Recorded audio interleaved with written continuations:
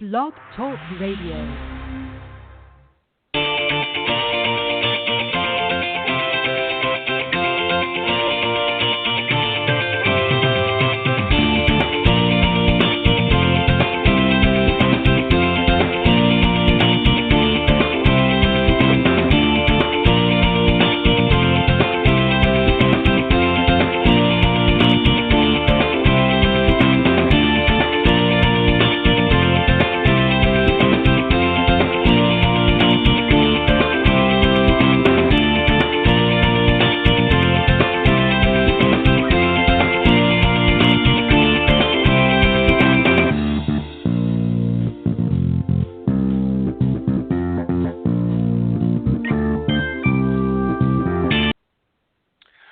Good morning, everybody, and welcome to the Women of Golf Show. I'm Ted Odorico, and right alongside each and every week, of course, is none other than LPGA professional and Legends Tour player Cindy Miller, and we are the hosts of the Women of Golf Show. Good morning, Cindy, and welcome. Good morning, Ted. How are you? I'm doing great. The sun's been shining here in Florida for the last few days. I'm glad that we had some of that bad weather that passed through has left, so everybody's out enjoying some great golf, and we had some great golf this past weekend with the men's Masters tournament. We'll talk just a second about that here in just a moment. But I've got a great show for you this morning, everybody. We're going to be featuring some of the top executives from the LPGA are going to be joining us. Heather Daly-Donofrio, Ricki, Lasky, and John Podany is going to be joining us here in just a moment. But first, let me remind everybody, of course, we are live every Tuesday morning from 9 to 10 a.m. Eastern Standard Time. For those of you that want to join us, you can go to blogtalkradio.com, type in Women of Golf up in the search key, and that will take you to the main page. And, of course, the show will be front and center right there on the page. If for some reason you can't join us during the live broadcast, just scroll down on that link, and you'll see the on-demand section. And all of the shows, of course, are auto-recorded, so you can check us out when it's a little bit more convenient for you. You can listen to it there. Or you can go to itunes.com, and under the podcast section, you can just type in Women of Golf there as well. And tune in, again, when it's convenient for you. If you want to call in during the live broadcast, we'd love to hear from you anytime. You can do so by calling area code 347-945-5855, or you can reach out to Cindy or I here on the program as well by emailing us. Cindy's email is cindy@cindymillergolf.com, and mine is ted.golftalklive@gmail.com. We'd love to hear some comments and any thoughts that you may have on future shows that you'd like to hear. And also, if you're in the golf industry and you'd like to come on the show, again, you can reach out to either Cindy or I. We would love to have and feature what it is that you do to help grow the game. So glad you could join us this morning. And Cindy, I'm just going to do a quick introduction here because it looks like we've got our guests waiting in the wings. So let me just introduce them a little bit here, and then we'll get them to join us on the program. Joining us this morning is Heather Daly-Donofrio. She's the Chief Communications and Tour Operations Officer. Ricki Lasky also joining us, the Senior Vice President of Tournament Business Affairs and LPGA Properties. And, of course, last but not least is John Podany. He's the Chief Commercial Officer of the LPGA. And I'm just going to, Cindy, just read out a little bit about each of them, and then we'll bring them on the show. As I mentioned, Heather is joining us. She's, again, currently the Chief Communications and Tour Operations Officer at the LPGA. And in this role, she serves as the organization's chief spokesperson and is charged with shaping and delivering all media and communications messaging, overseeing all competition, player services, player development, and operational matters for both the LPGA and Symetra Tours. Ricki Lasky also joining us. She is the Vice President, as I said, of the Tournament Business Affairs and LPGA Properties. She's a 20-year golf industry veteran in integrated marketing, sponsorship negotiations, and business development, generating programs across the tour's broad sponsorship platform. She works with the LPGA title sponsors to ensure they are leveraging their sponsorships to achieve maximum value, and also oversees the LPGA Properties Division, which is responsible for LPGA-owned events such as the Solheim Cup and International Crown. And certainly last, as I said, but not least, is John Podany. He is currently the Chief Commercial Officer for the LPGA, and in this role, he is responsible for business and commercial side of the LPGA, including sales and marketing, television, digital media, tournaments, title sponsors, branding and creative services, and licensing. He joined the LPGA back in March of 2010 after a successful 15 years with the PGA Tour. So, Cindy, let's welcome our very special guest this morning, Heather Daly-Donofrio and Ricki Lasky and John Podany. Good morning. Good morning. Good morning. Good morning, you guys. All right. All three Good of morning. you. Wow, this is the heavy hitter crew. Yeah, we got we got the big guns. So Cindy, much. before you start, go ahead. Sorry. Go ahead. What I was going to say was I just wanted to give a thank you out to Al Lunsford for helping to organize this morning. We appreciate Al. I'm sure you're listening. For helping us get the heavy hitters of the LPGA on our show this morning. So thank you very much for your assistance as well. And Cindy, go ahead, take it away. One of the things that I have learned by being on the executive committee of the LPGA and being a member for over 30 years is that you guys really get along very well and you work like a team. And I want to commend you for that. And I think maybe we need to commend Mike Wan, the commissioner. But I must tell you, your culture where you work is amazing. So what do you guys do to make that happen? Ricki, I want to ask you that first. Well, first of all, thank you, Cindy, and thank you both for having us on your show. We're super excited to be here. And I'll tell you, I've been with the LPGA a little over 4.5 years, and I've never worked for an organization better than this one. You're absolutely right. We are in the trenches together, and we all really care about each other and really like each other, and that goes a long way. As you know, we started with 13 founders in 1950, and if you walk through LPGA headquarters, all through the building, you'll see on the walls, act like a founder. And that's what we try to strive for every day. Each and every one of us work and try to make the LPGA a little bit better than it was before. That's awesome. Well said. So, John, let me ask you does a new event start with you, or does it start with Ricki, or does it start with Mike and then trickle down and then Heather makes sure it all works together? How does the process work? Yeah, all of the above.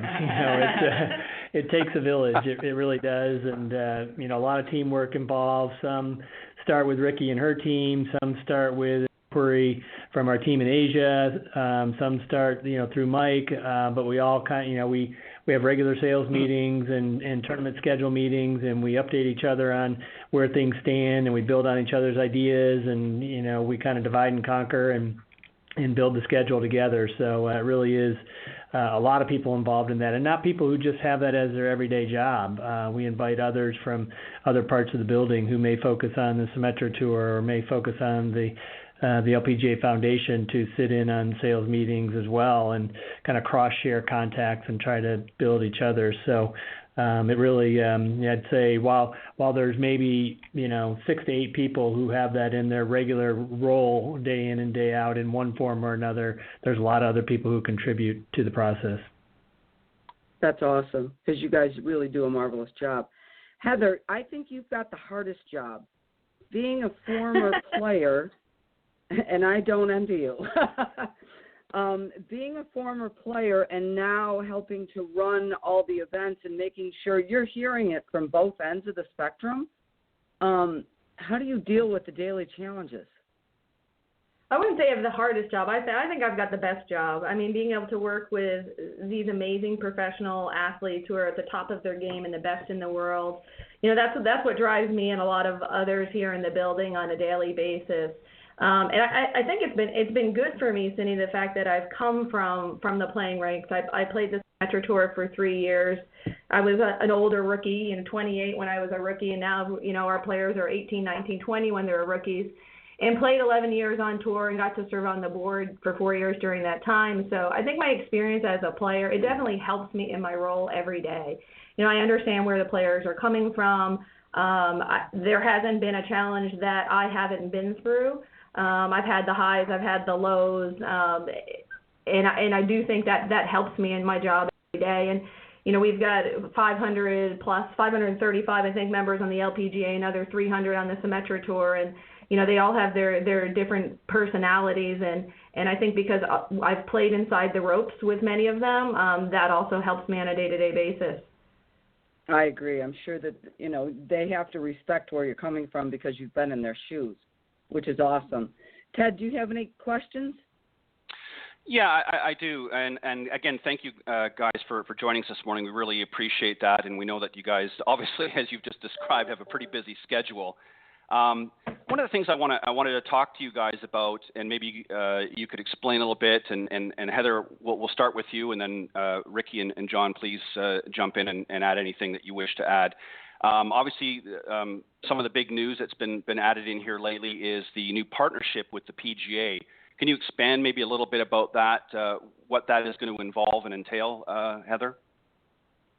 Yeah, I'll actually flip that one to John. He's closest to that relationship, so I'll let him answer. So, sure. We started, I guess we announced it about a year ago, and it really, originated from kind of building on what we were finding success in with other partnerships. So we've had the partnership with the USGA on the girls golf program, and that has really helped us elevate girls golf. We formed the partnership with the PGA of America on the KPMG Women's PGA, and that helped elevate that event. And so we were seeking to apply that model further, and through discussions with the PGA Tour, develop that strategic alliance. And there's a number of things encompassed in our working together, some of which have already happened and some of which we're still working on. I'd say that the exciting things that have already happened from an LPGA standpoint is a lot of cross-promotion and inclusion of the LPGA in ways that we weren't previously included. So, for example, you watched a television broadcast of the PGA Tour on Golf Channel and now on CBS, and when they show leaderboard updates of their other tours, they're now showing leaderboard updates of the LPGA. And they're also including the LPGA in the next week on tour graphics. So that gives us, great exposure in PGA Tour telecasts and promotes our title sponsors and so forth. The same thing is happening on PGAtour.com. So in their drop-down menu of tours, we're now included, and more importantly, in their tournament box on their homepage where they show what's going on this week. You can click on the LPGA event for that week and get a leaderboard update and a few news stories and things like that. So, and then they can click from there to go to LPGA.com, and it's already leading to a lot of referrals to LPGA.com. We're doing that in a media sense. So, for example, Justin Thomas and Jessica Korda did a joint press conference on the events in Malaysia because we both play in Malaysia in October. So a number of things happening. I would categorize it in the cross-promotion sense. The big news that everybody keeps waiting for, and we are certainly working on, is doing a tournament together, featuring LPGA and PGA Tour players, on same venue, same course, et cetera. That is a priority for both organizations. We are working on it. I would say there's a reasonable chance we'll get something done for 18. If it's not 18, it will happen. You've probably seen some of the news stories. I mean, Jay Monahan's been open about the fact that the Tournament of Champions in Hawaii is one of our top priorities to get done, to integrate LPGA winners into that existing event in Kapalua, which fits, works for our schedule, and is an event, because it's a limited field type of event, can accommodate the addition of the ladies winners. So, that's going on. We work together on the Topgolf Alliance, and there's some good things happening there, which we can touch on later. We're certainly doing more from a junior golf first tee LPGA USGA girls golf program. So, a lot of, and we're talking about the future of our media rights and where those could go and how to set us up in the best way when the time comes to go to the table to renegotiate our TV rights. So, there's a lot happening, not all public yet, but we're very encouraged by, the partnership and where it's going. Fantastic. Yeah, I can imagine there's a lot of excitement on both ends to see what the future is going to hold. And I think it's a great idea, as you said, John, with the cross promotions between the two organizations. I think it's certainly a win-win for everybody. Let's talk a little bit about the LPGA Foundation. Maybe somebody can share a little bit, Heather or Ricki perhaps, can share a little bit about what its function is, and some of the things, some of the programs that have grown out from within the foundation itself. Sure. Yeah. The foundation is really built with three arms to it. It is our charitable foundation. We have a financial assistance fund, Dolores Hope Financial Assistance Fund, where we provide. It's sort of the fund you never want to have to use, but we have it available to members and others in the golf industry when they need some assistance. We have a fairly robust scholarship piece to the foundation. Marilyn Smith, one of our founders, she runs a pro-am every year and gives 10 to 12 scholarships to young girls going into college for playing golf, as well as a couple other scholarships. And then, obviously, the platform that we talk the most about is our LPGA USGA Girls Golf Program, which is really changing the face of the game. Right now, girls under the age of 18 are the fastest growing segment in the game of golf. We've gone from 5,000 girls in the game in 2011 to more than 60,000 per year in 2016. Wow. And we've got lofty goals to get to 100,000 girls in the program per year in the next couple of years. So, we're really seeing through our girls golf program and our partnership with the USGA, a shift at the junior level where it's becoming more diverse, it's becoming more female, and girls are getting into the game, and juniors overall are getting into the game at a younger age. And the research has shown the younger players are introduced to the game, the longer they stay in the game, so the retention rates are improving. So we're really excited about the work that Nancy Henderson and her team with the foundation are doing with girls golf, and obviously with the partnership with the USGA. And as John mentioned before, the first tee and the PGA Tour has been very helpful in that growth.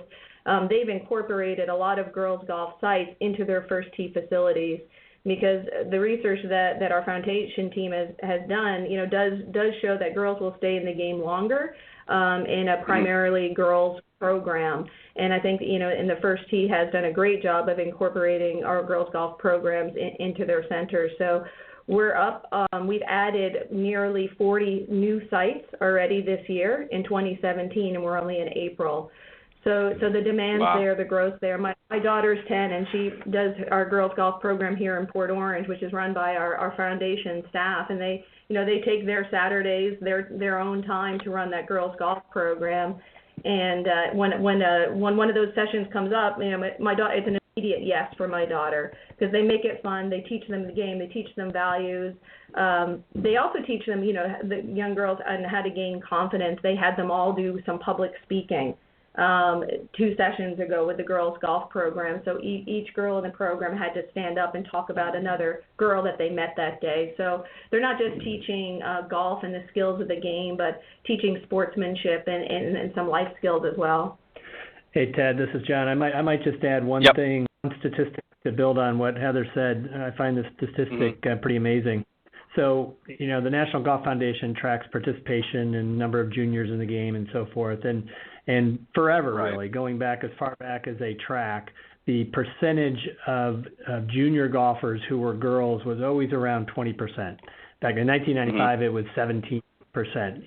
And therefore, when you look at the number of golfers, adult golfers, that generally tracks around 20% too. You get them involved early, and about that same percentage, ends up being involved later in life. Well, last year, the percentage of junior golfers who were girls was 32%.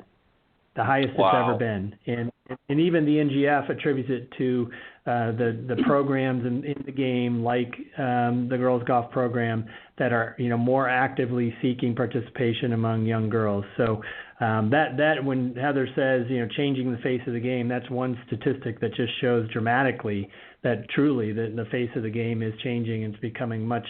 The percentage of junior golfers is a much higher percentage of girls now.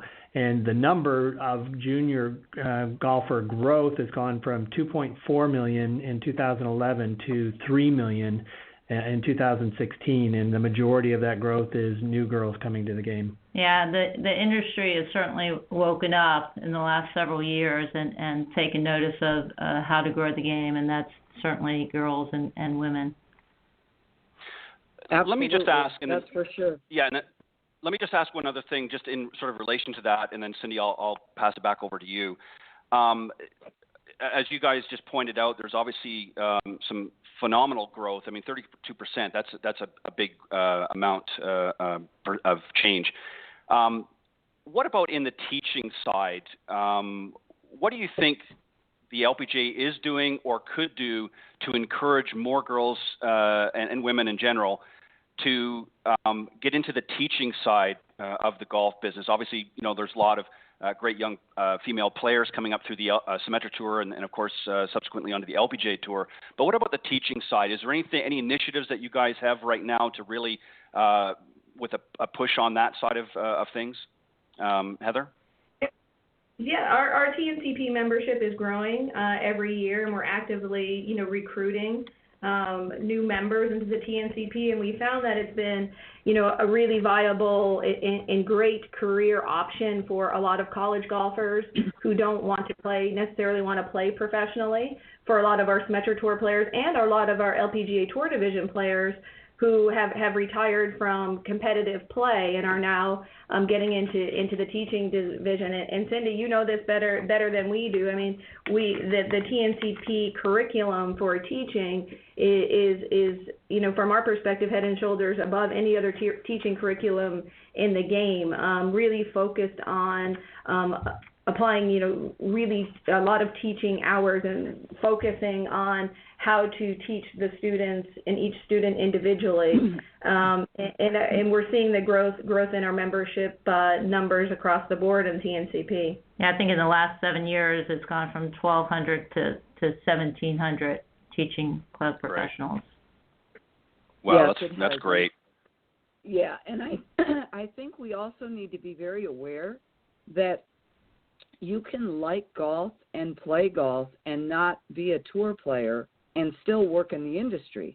And I tell so many of the girls, because I run the LPGA Girls Golf Club of Buffalo, and I'm also U.S. Kids Certified and TPI Junior and all that stuff, and love helping, to inspire and challenge kids to play the game, that we have our oldest child, that happens to be a girl, and she has broken 90 once in her life, but she's a producer at the Golf Channel in charge of who gets to be on Morning Drive, and has been Jimmy Roberts' producer at the Olympics the last 3 Olympics. So you can love the game of golf and not play on tour and still have a job in the golf industry, as all 3 of you do. Yeah, absolutely. I mean, I think the opportunities for women in the game extend far beyond playing. As you're saying, Cindy, and the other thing, Ted, one of the initiatives that the TNCP has is a Teaching Her course, which is designed to help teachers learn how to better connect with their female students, and we've gained quite a bit of traction and success with that program as well. Yeah, even the PGA of America has adopted it as part of their continuing education and their services that they offer up to their members. So it's been encouraging. Well, I think that was actually, Cindy, if I'm not mistaken, I think that was the program or the initiative that Karen Palacios Jansen had mentioned when she was on the show a couple of years ago. I think that's what she talked about. That's what I thought. Go ahead, Cindy. Yeah, they did a great job with that. A great job with that. Can you tell us about the Topgolf partnership?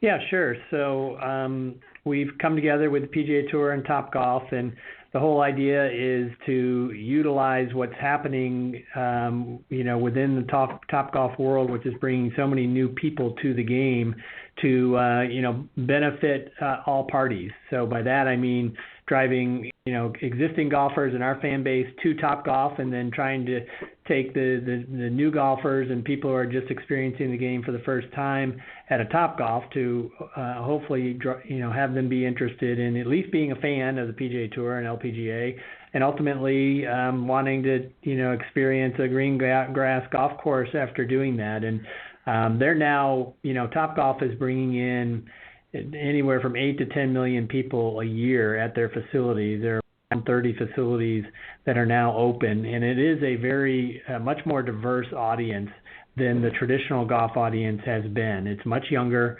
very millennial driven, so we see it as a great source of attracting new millennials to the game. It is much more diverse in terms of ethnicity. So there's a lot of good things happening, a lot of people experiencing the game for the first time, and we're just trying to capitalize that in a way that benefits everybody. And that, again, that could be cross-promotion. That could be, we just did a junior day together where 5 cities that have Topgolfs had a day focused on junior golfers for first tee and girls golf participants.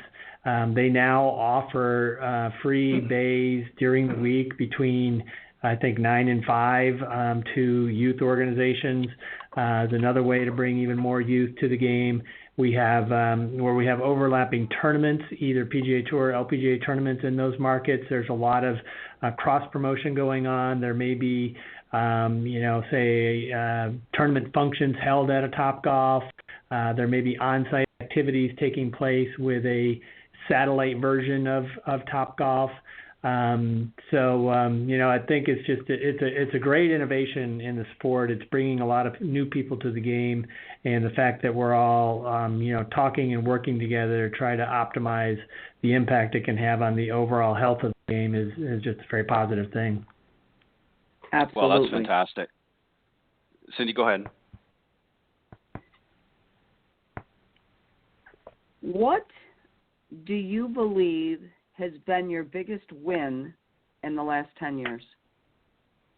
Ooh, Ricki. good question. The biggest win. Don't take mine. Well, I have to say just the growth of our tour and the positive momentum we've seen. In 2011, we had 23 official tournaments. Today we have 35. In 2011, we had a little over $40 million in total purses, and today that number is over $67 million. We have official events over $2 million, 16 official events over $2 million, where in 2011 that was only 8. So I would certainly say the growth of the game, both domestically and internationally. I mean, what we've done internationally, specifically in Asia, is off the charts, and I'll let John get into more of the details on our international rights and how things are moving along outside of the U.S. But I have to say, hands down, our schedule, and I won't steal Heather's because I know what she's going to say, but our schedule by far, as we continue to grow. Mike holds us back a little bit. We've talked strategically that we want to be around 34 or 36 events, and we've seen such momentum in the last couple of years that we kind of have to hold back on a couple because we could get higher, but we really want to have a little bit of an off season for our players. We don't want a wraparound season. Our players need a break and the staff needs a break. So we like the sweet spot of 34 to 36 official events. So the momentum for me has been incredible. John? You want to go? I would probably have to, kind of building on what Ricki had and leaving one area for Heather, I would have to say that it probably was the fact that we embraced global. We didn't look at it as a weakness. We looked at it as a strength, and we tried to capitalize on what was happening around the world and how players were developing. And then you build on top of that the Olympics taking place during this timeline, and it's all worked together really well. And I'll give you a few examples. So if you look at our international TV rights, they have grown tremendously internationally, and capitalizing on Lydia Ko's emergence and our TV rights in New Zealand, and what's happening in Korea and Japan and Taiwan when Yanni Sen was number one, and other parts of the world, taking tournaments to different parts of the world and growing that, while at the same time growing the domestic schedule as well. But we now play in 15 different countries and have a strong schedule at the beginning of the year in Asia, and then again in the fall, and then of course we go to Europe now twice during the summer, or 3 times this year with a new event in Scotland. So, the diversity of playing in many different countries and traveling the world and capitalizing on the enthusiasm that people in other parts of the world have for women's golf has really helped elevate the tour as well. And now you look at kind of where we are. The nice thing is, there's a perception that it's just dominated by, say, Korea or Asian players in some ways. But honestly, if you look at the Rolex World Rankings, I was just looking at the update yesterday, and we have 12 different countries represented in the top 22 players in the world. So there really is tremendous diversity. And you take that a step further in terms of young players trying to get to the LPGA. Last year we had 45 countries represented at Q School. Just the year before that, there was only 26. So significant growth in the number of countries of young women, young girls trying to get to the LPGA. And I think that is very attributable to the Olympics because now that it is a Olympic sport, a podium sport, there are a lot of countries around the world who are investing in golf and trying to get athletes who can compete and ultimately try to win a medal. So I think, just the diversity of our tour, capitalizing on the international opportunities. We have since opened an office in Seoul that we keep expanding and now have, we're going to have 5 people in that office. That's led to a lot of new opportunities, not only in Korea, but throughout Asia. I just think it's really helped fuel the overall growth of the tour. Fantastic. That's And awesome. Heather? Yeah, well, I thought I was going to talk global like John, but I think for me it's our big event. Our big events are getting even bigger. We've with our 5 major championships and our partnerships with the PGA of America and KPMG, with Evian, with the U.S. Women's Open. We've had 4 of our 5 majors increase their purses this year, with the U.S. Women's Open being at $5 million, which will be the richest purse in women's golf. In elevating those events. But I think if I would have to pick out one thing specifically, and not as nearly as broad terms as Ricki and John spoke, I think the UL International Crown, I think it was one of our big innovative steps in the last several years. It was the first of its kind ever in golf in a team format. Everything from the format to how players are chosen to the partnership with UL, and it was a great precursor, I think, to the Olympic Games in particular this year with 8 countries represented. It's given players who are not from the United States or Europe who have the opportunity to play in Solheim Cup, another one of our events, the opportunity to play for their country. And we'll be taking UL International Crown to Korea in 2018, so the first time outside of the United States, and I think we see nothing but growth for that event, as well as Solheim Cup and our 5 major championships. Well, that's fantastic. Let me ask you guys something, and I'm going to be a little bit selfish here as a Canadian. I don't know if you were aware of that or not. I am Canadian. Cindy and I have had the honor of interviewing a number of very talented young ladies, up-and-comers on the Symetra Tour. Many of them actually been Canadian. What are they doing up there that's producing some great Canadian players all of a sudden? There's always been some good ones there, but we've got, obviously, Brooke Henderson has been a staunch player here of late. But what are they doing up there that's just bringing so many great young Canadian players to the tours? Yeah, I think Golf Canada has done a tremendous job nurturing the talent from the junior golf ranks all the way up through the professionals. They put a lot of support behind their amateurs and their professionals, and you could see it at the Olympics and how they supported Brooke and Elena down in Rio with the staff that they brought and the support that they've given. Canada's had a lot of success in developing hockey players as well, and I think Golf Canada has learned a lot from how they've developed hockey in Canada, and obviously there's a lot of talent coming out of Canada, as you said, on Symetra Tour and the LPGA. We've got our 2 events in Canada coming up this year again, and I think Golf Canada, they've just done a great job of reinforcing and supporting their athletes. Yeah, and it's a popular sport. in Canada. The participation rate is very high. I don't know it off the top of my head, but whereas in the United States it might be around 20%, I think in Canada it's closer to 30%. Kind of like Minnesota and Michigan, some of those northern states who have, even though the season is shorter and when you can play the game, they have very high participation rates. You appreciate it more. Yeah, we get as much as we can in 6 months, so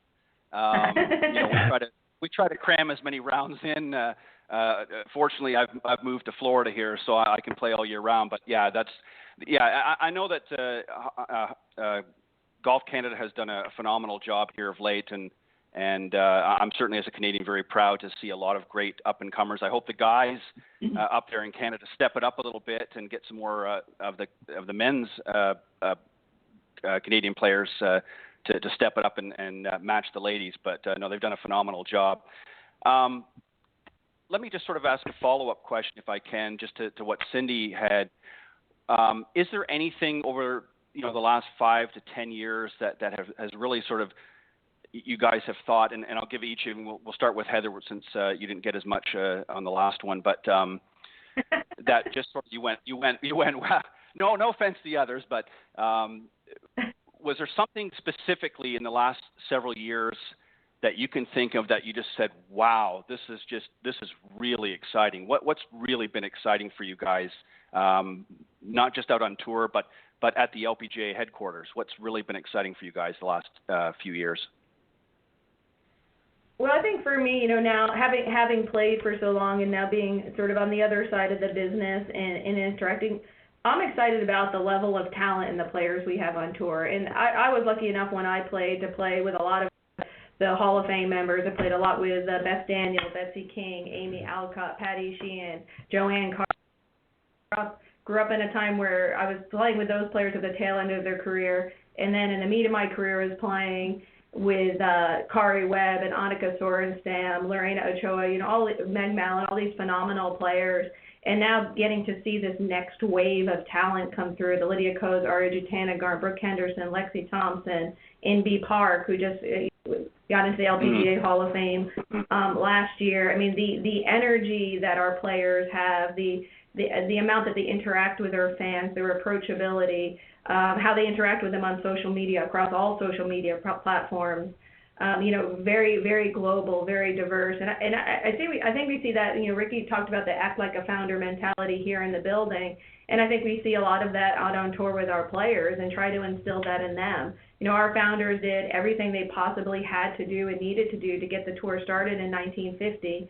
And we spend a lot of time educating our players on the role of the founders and how important it is to carry that torch forward and leave the game better than we found it. At our rookie orientation, we showed the founders film. We had Beth Daniel, Meg Mal, and Nancy Lopez come in and talk to the rookies about the history of the game and the founders. And it's really exciting to see our talent embrace that. I mean, they're getting younger, they're getting more diverse, a lot like girls golf, in junior golf is in diversity, they're getting more global, the Olympic impact.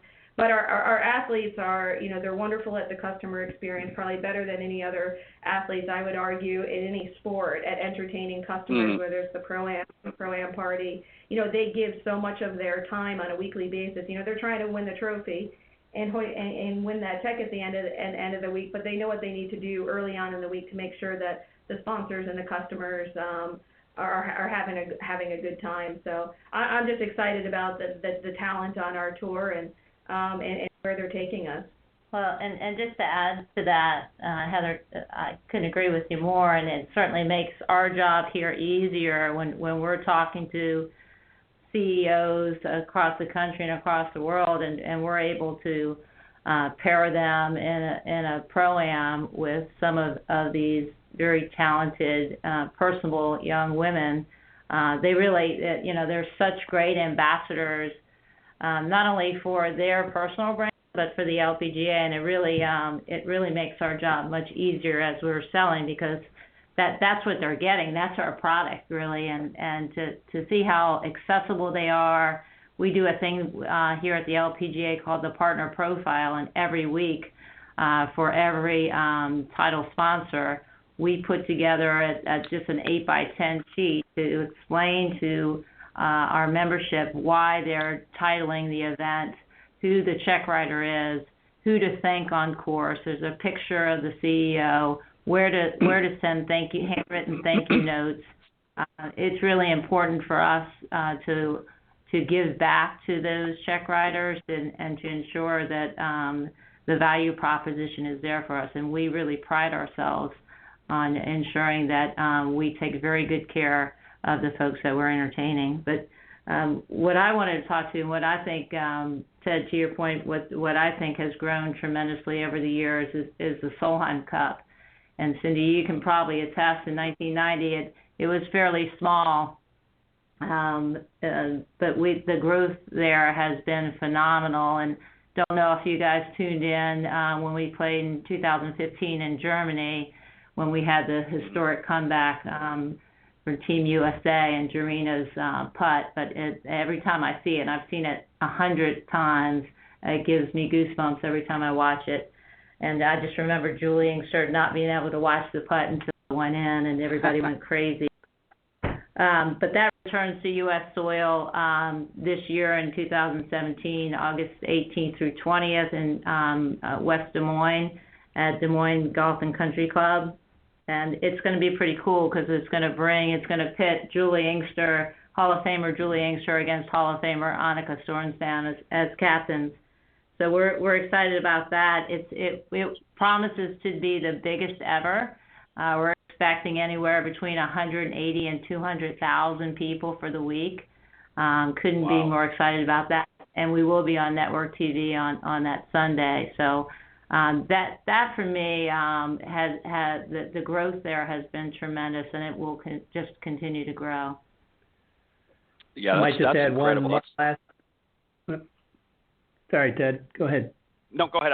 I was just going to say that's fantastic. That's incredible.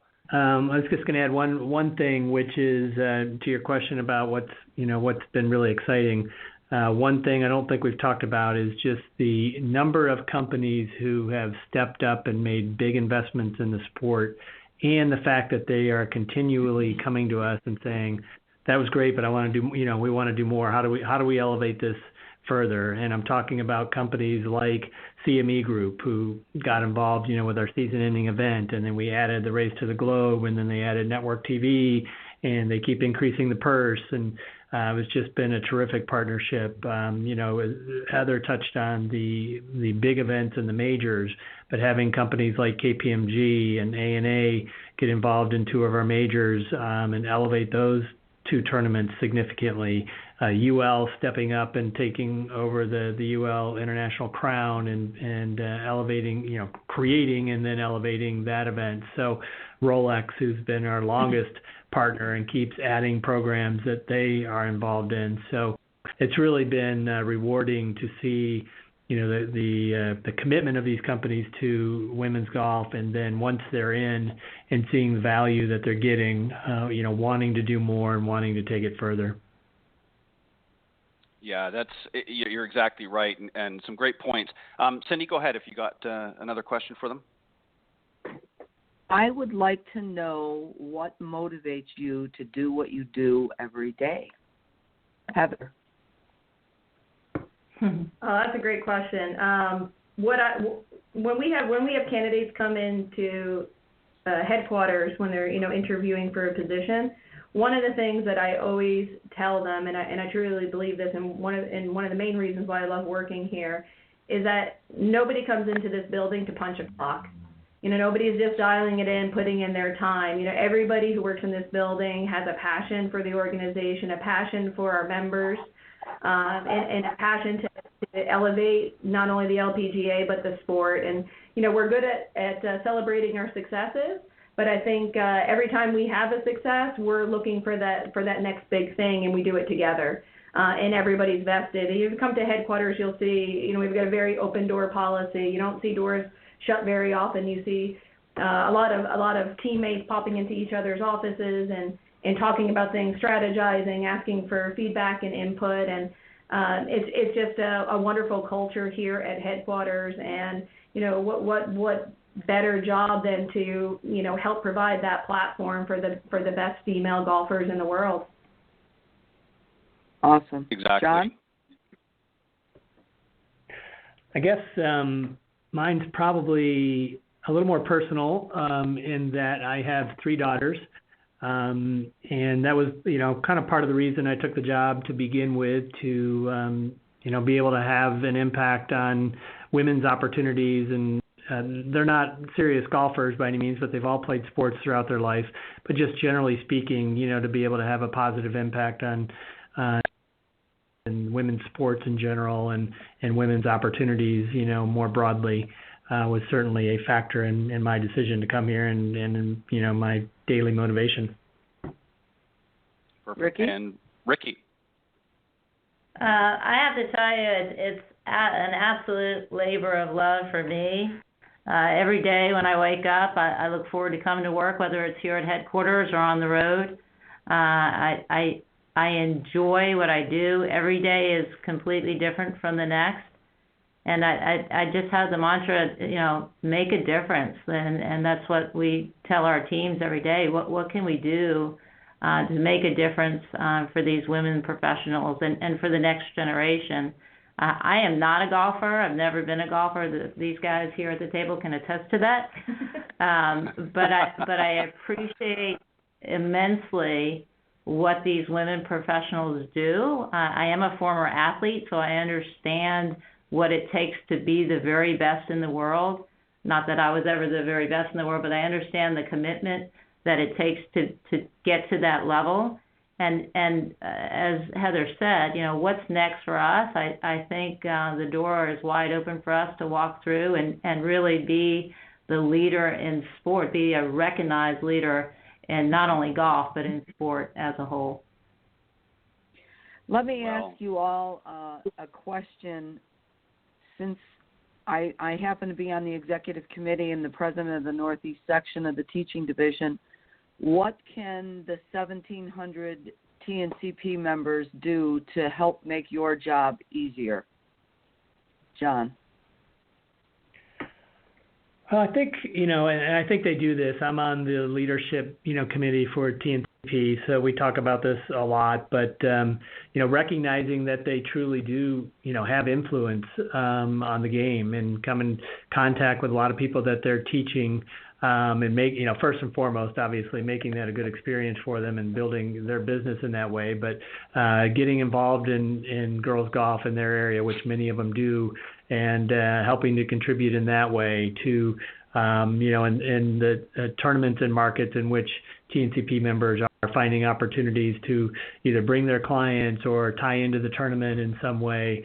I think, being part of following the LPGA through social media and our newsletter and all those kinds of things, and being connected, and then giving us feedback on how, what we can do to help do our part to connect our TNCP professionals, because that is one of our objectives as an organization, is to integrate our properties better than we had in the past. So, how can the LPGA help TNCP? How can TNCP help girls golf? How can we all help the Symetra Tour? How can we leverage what we're doing individually as a group to make everybody better off? So, I think we've made good strides in that regard, but there's still ways to go. Even just simple things like better integrating TNCP into the LPGA.com website, where we make it easier to find a teacher, and we have promo banners on the leaderboard and things like that, has led to a lot more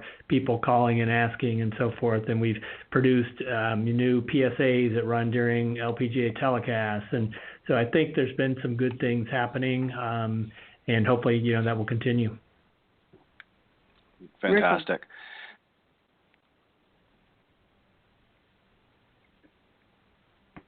Oh, I'm sorry. I wanted to know how the teachers can help you with sponsorship opportunities, maybe clinics and events, coordinating with sponsors on site, maybe at tournament events. Would that help? Well, actually, no, it absolutely helps, and we are integrating that today. We've used it at several events with some of our title and presenting sponsors, and really use it as a drumbeat throughout the year. So it's not just at one event, that we're able to connect with them at that event, and then continue throughout the year, and hopes to continue to court them, and in addition to provide them teaching and club professionals in their local area that can help them get better at the game and keep them in the game. So we're doing that today. I think also, to ensure that those 1,700 teaching and golf professionals believe in the LPGA 100%. We're just kind of screaming it from the rooftops on social media. So, social media today is not what it was 5 or 10 years ago, and it's so relevant. We use it, and Heather can certainly speak to this, but it's so important to our core business now. It's grown tremendously in the last 5 years, and it's something that we use, and certainly something that those 1,700 teaching and club professionals can use as well.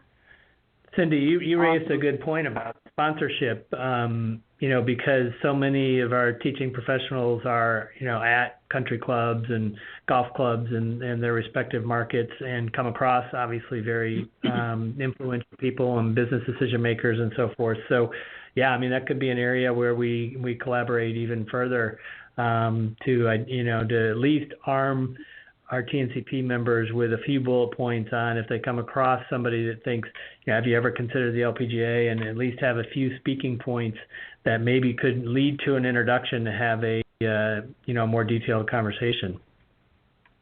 I totally agree, and I think the fact that we've got so many diverse members, some people are private country club and directors of instruction, head professionals, managers, coaches, and then you've got the independent contractor who's self-employed, and I think it's learning to work together better. An example, Alan and I are certified behavior analysts, and we do team building with, Microsoft, Merck. What better way to do that than on the golf course, to tie it all in and to make us aware that, we could add value to an event and possibly, inspire them to want to sponsor an event. So yeah, I think there's lots of things we can do. Heather, do you have any ideas? Yeah, Cindy, I think, from my world, we're in the process of revamping our player and professional development programs. We're shifting to a new qualifying process for the LPGA in 2018, which will enable us to pretty much shift all of our player professional development to the Symetra Tour, rather than focusing on the LPGA and the rookies, where we'll still have to do, some development, some programs. But I think while we're going through this process, I think, working with a lot of the teaching and club professionals, in developing some of this curriculum and really getting to the heart of what the players need, as well as, showing them a pathway beyond the professional playing game, into either, teaching or being a club manager or something, another opportunity in the golf business. So, I think as we're working on developing these programs over the next year, I think TNCP can be a part of that. I think that's a great idea. I'm a member of a group called Victory, which is world athletes, elite athletes, Olympians around the world, and what do you do when you stop doing what you're doing? And part of that is becoming aware of, well, wow, I was going to be a star, and I've been a star, and what do I do now? And I've got a second career, because you're not going to play your game forever, as we both know.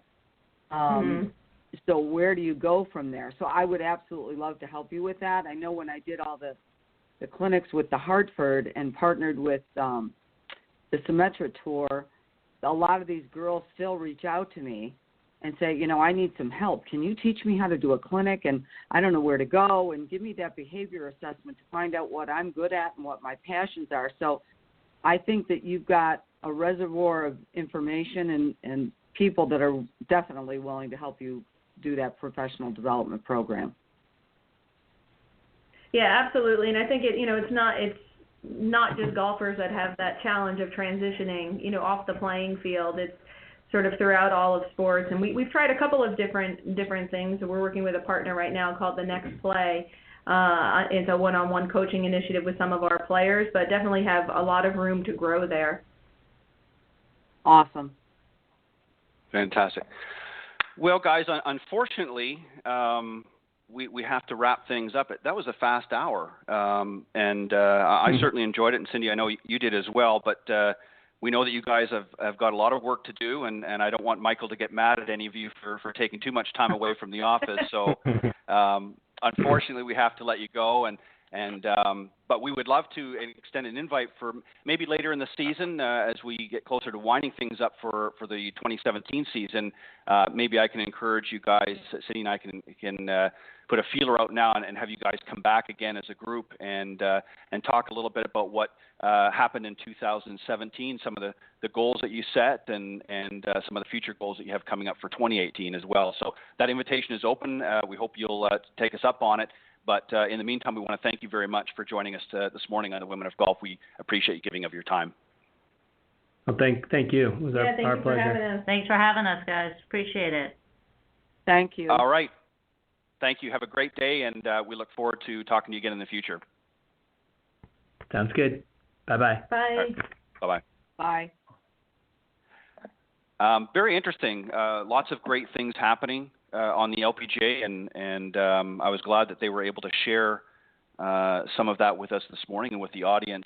And Cindy, I just wanted to take we've just got a quick moment left because I mentioned in the very opening credits about this past weekend's Masters. Any thoughts? Obviously, congratulations to Sergio Garcia. I know that's on the PGA Tour, but any thoughts? Did you get a chance to watch much of the tournament this weekend? Yes, I did. And wow, it's, the lesson is repeated until it is learned. God bless Sergio, right? It appeared that it was over, and it wasn't over. Yeah. Just awesome. Just totally, totally impressed with how he came back. Yeah, I was. What really kind of impressed me the most, because I'm sure at some point he did, but of course, when he went into the cabin to accept his green jacket, I was really impressed at how well he held it together. Because I'm sure inside, maybe it hadn't quite registered completely yet, but I'm sure there was a lot of emotion inside of that young man. I mean, he's been waiting for this, first major, and of course, the Masters tournament. I know has been in his sights for many, many years.